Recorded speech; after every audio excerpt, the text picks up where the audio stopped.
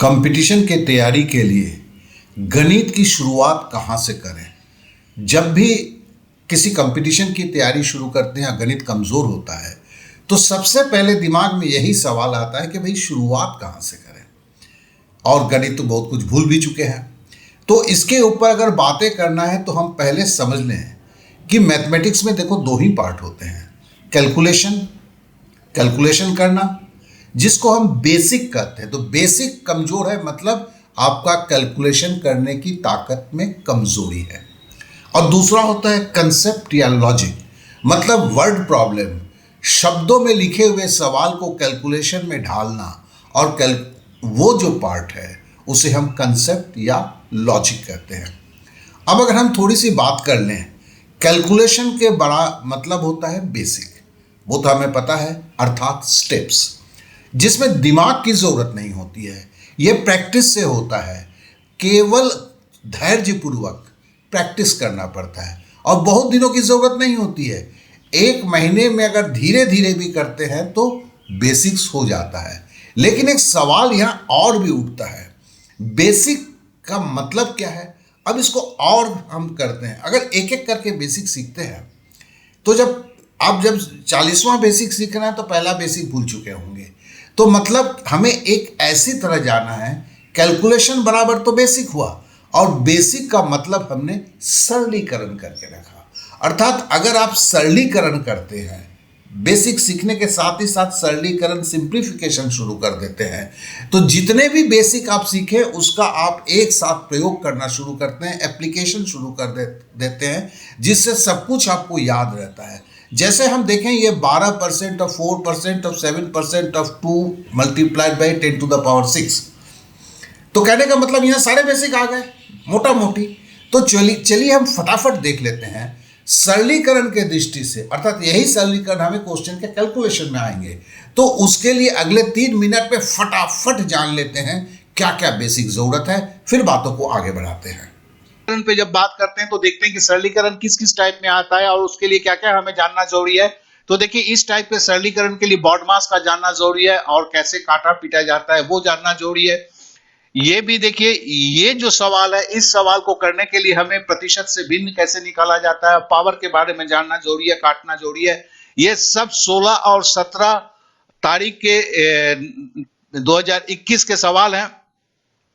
अब देखिए, ये इस तरह के सवाल के लिए हमें BODMAS और काटना जानना जरूरी है। उसके बाद जो इस तरह के सवाल हैं, इसके लिए हमें BODMAS और काटना जानना जरूरी है। तो हमें पता चल रहा है कि किस तरह के सवाल हैं, इसको भी काटने के लिए BODMAS और काटना जरूरी है। और हम आगे आते हैं, इस तरह के सवाल के लिए देखिए, भिन्न का जोड़ घटाव गुना भाग जानना जरूरी है। इस तरह के सवाल जो आते हैं, तो ये सवाल के लिए देखिए केवल BODMAS जानना जरूरी नहीं है, हमें फॉर्मूला भी जानना होगा, मतलब बीज गणित के फॉर्मूला, साथ में दशमलव का जोड़ घटाव गुना भाग भी जानना जरूरी होगा। ये तो वही भिन्न के सवाल हैं, इसके लिए भी BODMAS का जानना जरूरी है, भिन्न का जोड़ घटाव गुना भाग और काटना जानना जरूरी है। इस तरह से ये भी सवाल है, इसमें भी आपको BODMAS और काटना जानना जरूरी है। तो इस तरह से हम देख रहे हैं, देखिए ये जो सवाल है, इसमें केवल BODMAS जानने से नहीं होगा, आपको समीकरण भी जानना होगा और काटना पीटना तो जानना ही है। इस तरह के सवाल जो हैं, इसके लिए केवल BODMAS जानना ही सही होता है। और इसके अलावा ये सवाल है, इसमें भी BODMAS और काटना जानना जरूरी होता है। इस तरह के सवाल जो हैं, इसके लिए हमें देखिए क्या क्या बेसिक जानना जरूरी है, BODMAS जानना जरूरी है, काटना जानना जरूरी है। उसके बाद दशमलव का जोड़ घटाव गुना भाग करना जानना जरूरी है, प्रतिशत से भिन्न निकालना जानना जरूरी है, पावर निकालना जानना जरूरी है, भिन्न का जोड़ घटाव गुना भाग जानना जरूरी है, फॉर्मूला जानना जरूरी है, फॉर्मूला मतलब अलजेब्रा का फॉर्मूला, समीकरण जानना जरूरी है, और वर्ड प्रॉब्लम जो है ये जानना जरूरी है। तो चलिए, हमने अब समझ गए कि मोटा मोटी चीजें क्या है, कैसे क्या करना है। अब हम चर्चा करेंगे कि सीखना क्या है, क्योंकि चीजें तो बहुत कुछ सीखना है, लेकिन सबसे पहले क्या सीखना है, BODMAS। BODMAS का मतलब है कि जो है पूर्ण संख्या, जो है होल नंबर्स है, उसके ऊपर पहले हमें सीखना शुरू करना है। उसके बाद जो हमें सीखना है लसा, मसा बाद में भी सीखेंगे तो चलेगा। उसके बाद सीखना है काटना। काटना का मतलब है कि इस तरह का काटना, ये भी एक तरीका है, बहुत लोग नहीं जानते, इसको सीखना जरूरी है। उसके बाद सीखना है दशमलव का जोड़ घटाव गुणा भाग। उसके बाद सीखना है भिन्न का जोड़ घटाव गुणा भाग। उसके बाद सीखना है घातांक और करनी। उसके बाद सीखना है प्रतिशत, भिन्न और दशमलव में आपस में संपर्क। उसके बाद सीखना है समीकरण। उसके बाद सीखना है बीजगणित फॉर्मूला। उसके बाद सीखना है सरलीकरण का वर्ड प्रॉब्लम। तो देखिए ये 10 जो है यही बस करें यहाँ से जो है यहाँ पे। लेकिन एक चीज़ याद रखेंगे, जब हमने बॉडमास का नियम सीखा उसी वक्त में जो है सरलीकरण शुरू होना चाहिए, और जैसे जैसे चीज़ें बढ़ता है वैसे वैसे हमें हर स्तर पर सरलीकरण करना है। मतलब सरलीकरण के वैसे सवाल हमारे पास जब भी वीडियो देखते हैं उसके बाद आ जाना चाहिए कि उस जो हमने सीखा है वीडियो से उसका इस्तेमाल करते हुए वो पूरा का पूरा हम पक्का कर लें, और साथ में अगर हम कोई गलती करते हैं तो वो हमें कोई सुधार दे। तो सवाल है कैसे सीखेंगे। अब इस सवाल पे आते हैं, क्या खुद से सीख सकते हैं? अगर जवाब है कि सही मटेरियल अगर सही समय पर मिलता है, जैसे मैंने देखा कि वीडियो पूर्ण नहीं होता, वीडियो से तो अभी सीखेंगे, लेकिन जैसे गाड़ी चलाना आपने सीख लिया वीडियो देख के, इसका मतलब ये नहीं है कि आप सीधा गाड़ी पे स्टार्ट किया चला लेंगे, नहीं होगा। गणित भी वही है, प्रैक्टिस की ज़रूरत है।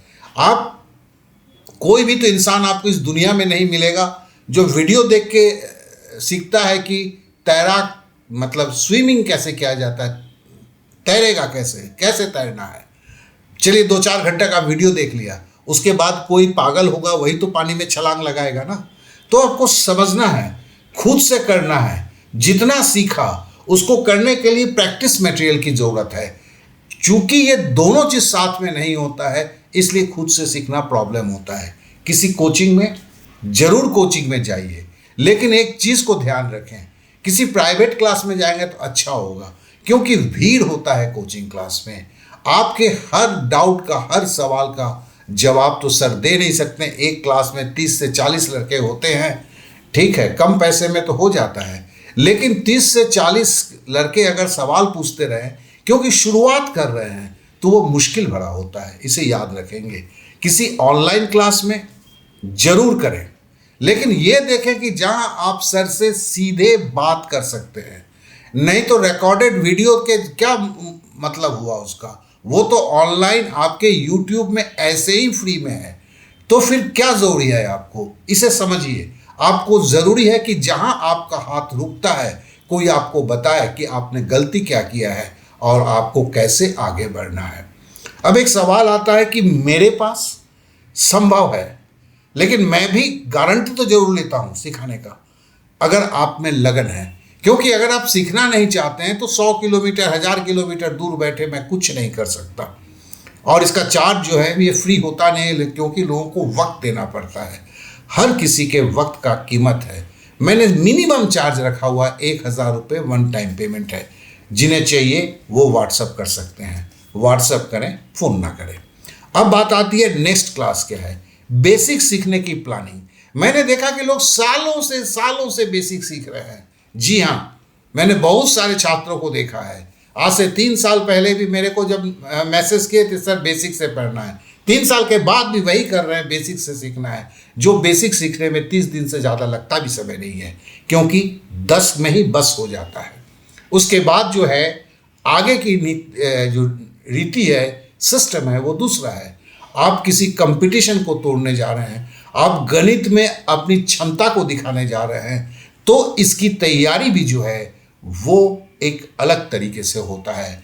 क्योंकि आप में से जो गणित में कमज़ोर बोलते हैं, एक बात तो सच है, क्लास 5 से क्लास 10th में कहीं आप कमज़ोर बने, अब उस जगह को पाटना है। उस पाटने में कहीं तो और तरह की चर्चाएं ज़रूरत है। आपको तरह तरह के दिशा निर्देश, सहायता की ज़रूरत है। तो चलिए नेक्स्ट क्लास जो है बेसिक सीखने की प्लानिंग, उस पर हम बात करेंगे।